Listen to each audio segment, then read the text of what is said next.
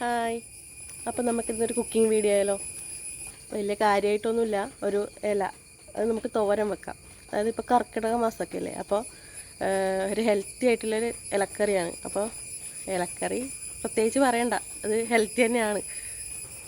അപ്പോൾ ഞാനിന്ന് ഉണ്ടാക്കാൻ പോകുന്നതെന്ന് വെച്ചാൽ, അതായത് കൊടിത്തൂവ ചൊറിയണം എന്നൊക്കെ അത് കേട്ടില്ലേ. അപ്പോൾ നമ്മളതിന് ഇവിടെ മറ്റേ എന്താ പറയുക, കൊടുന്താന്നാന്ന് പറയല്. അപ്പോൾ അതായത് ഉപ്പേരി വറവ് എന്നല്ലാതെ നമ്മളുടെ തോരന പറയല്.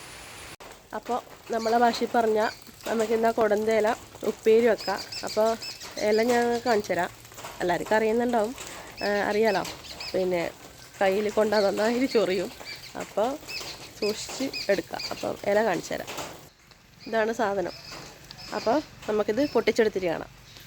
സാധനം പറിച്ചെടുത്തിട്ടുണ്ട്. അപ്പം ഇനി ഇത് നമുക്ക് സാധാരണ ചീര തോരൻ വെക്കും പോലെ തന്നെ മുറിച്ചെടുക്കുക, ചെറുതായിട്ട് അരിഞ്ഞെടുക്കണം.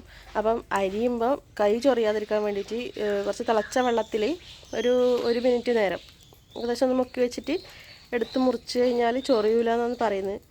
അപ്പോൾ നമുക്ക് അങ്ങനെ ചെയ്തിട്ട് മുറിച്ചിട്ട് കാണാം.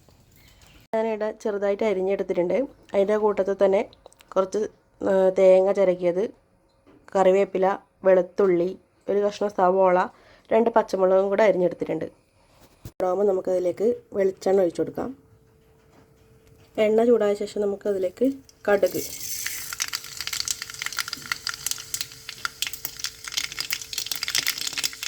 കറിവേപ്പില ഇട്ട് കൊടുക്കാം.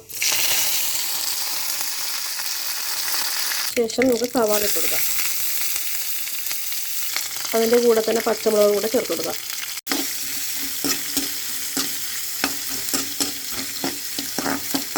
ഒന്ന് വഴറ്റിയ ശേഷം നമുക്ക് അരിഞ്ഞു വച്ചിരിക്കുന്ന ഇല ഇതിലേക്ക് ചേർക്കാം. ശേഷം ആവശ്യത്തിന് ഉപ്പ് ചേർത്ത് കൊടുക്കാം. കുറച്ച് മഞ്ഞൾപ്പൊടിയും കൂടെ ചേർത്ത് കൊടുക്കാം. ഒന്ന് ഇളക്കി അടച്ചു വെച്ച് വേവിച്ചെടുക്കാം. നമുക്കിതിലേക്ക് തേങ്ങയും ചതച്ച് വെച്ച വെളുത്തുള്ളിയും കൂടെ ചേർത്ത് കൊടുക്കാം.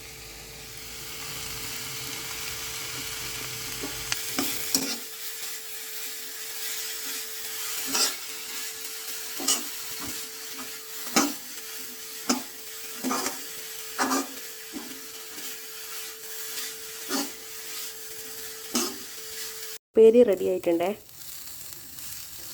അപ്പോൾ അത് നമ്മുടെ ഉപ്പേരി ഇവിടെ റെഡി ആയിട്ടുണ്ടേ.